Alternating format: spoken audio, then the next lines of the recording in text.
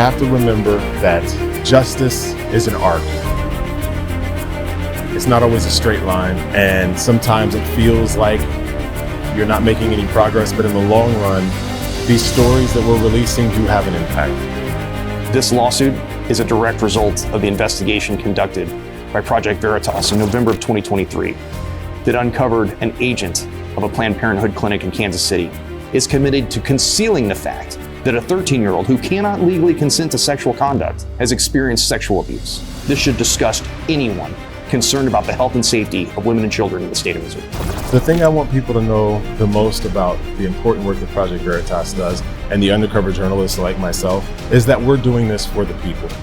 The absentee ballots are being filled out in people's dining rooms by the candidates. These guys go door to door and they take people's ballots. They pull them and they give them their ballots over. Bangladeshi did it. Started doing it. Oh yeah, they started before the Yemeni. They go around the neighborhood with the AB applications and they have people sign the application. Then they put candidates to drop them all off at City Hall. They go back to the person's house and say, "You either sign the envelope or give me the ballot."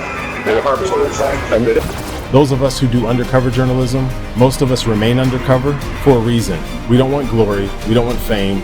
We don't want recognition. We want to expose corruption, and we want the American people and the people of the world ultimately to know what's going on, especially when it comes to the people that they trust, the people they elect, and those with power and positions of influence. I mean, there's always thoughts about like the Ukraine money, where that's going. It's funding the entire Ukrainian government.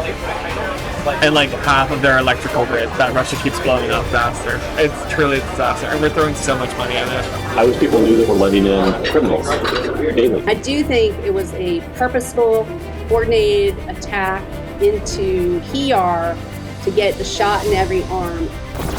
I think it's explosive. I think it's a bombshell. We've been playing excerpts of it all day. People are losing their country, and they're riding in, and they don't know where else to turn, and so they want investigative journalism. They want the truth. Death threats. Any reaction from this undercover video? Honestly, Larry, the biggest threat is from the government. I mean, the government's the one that's going to come in and hurt us the worst. Biden doesn't want to talk because your agent could be worried that he'll lose black voters. Now we're just having to get the money out as fast as possible before they come in and like talk about it. It truly feels like we're on the Titanic, or going like gold bars off the. Who are the gold bars going to? Nonprofits, states, tribes. We gave them the money because it was a external policy against Trump winning. It's until the Trump people come in and tell us we can no longer give up on this.